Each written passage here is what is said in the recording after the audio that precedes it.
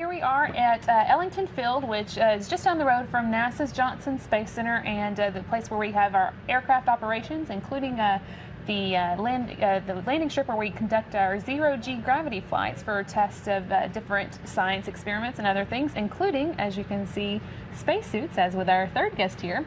To tell us today about the spacesuits is we have Philip Hooper, who is a member of the crew survival team and one of the group that's working on the spacesuit we see here in front of us. So thanks so much for joining us, Philip. You're welcome.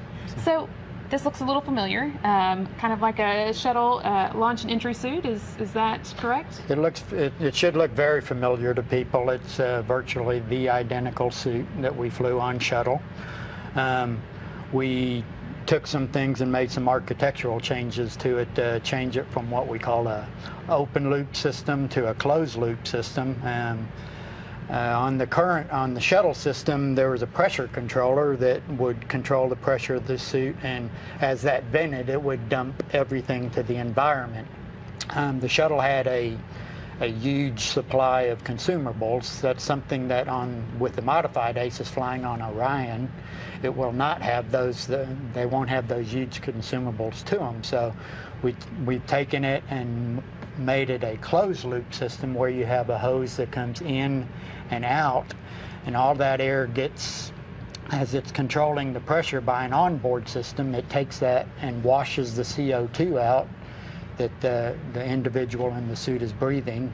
But it's for use on Orion, which of course is the new vehicle that we're working on to take us eventually into deep space. So, yes. A little bit different requirements than the shuttle suit, but we're able to kind of make use of what we already have and save taxpayers some money. Yeah, that's absolutely correct. The overwhelming majority of this suit is the hard goods, or the most expensive. We replace the soft goods on a periodic basis anyway, and so being a funds challenge time, and we looked at ways that we could leverage off our existing designs and make some simple modifications and fly a good suit, hopefully with some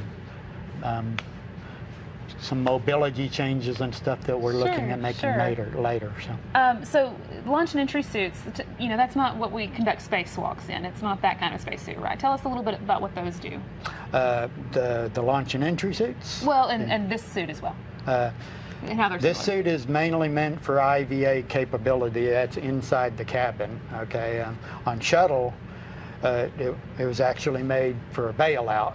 Here we're looking, because there aren't any EVA requirements that we have been identified yet. It would mainly be an IVA requirement, and we want to have some limited mobility to it, such in the event the cabin depressurizes, that they're able to do some basic things such as ingress the seat and some minimal mobility requirements to climb around and be able to strap themselves into the seat. Okay. So, but they wouldn't wear this all the time when they were inside, right? They would wear it pre-launch and just in case of an emergency. Right. Where most of the time they could just wear shirt sleeves. Yes, that's correct. But they would get this on if something happened unexpected, or when they were launching or coming back to Earth? That's correct. Or if there was an emergency where they might have to, where a cabin depressurization occurred, where they would have to don it quickly and then get ingressed into the seat and strapped in a semi-safe manner. So what does that mean that this suit has to do?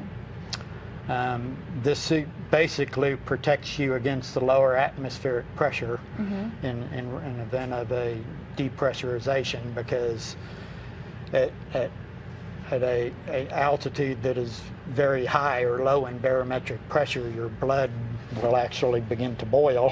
Which you want to avoid. avoid. And that's what we're trying to prevent in this case with this suit.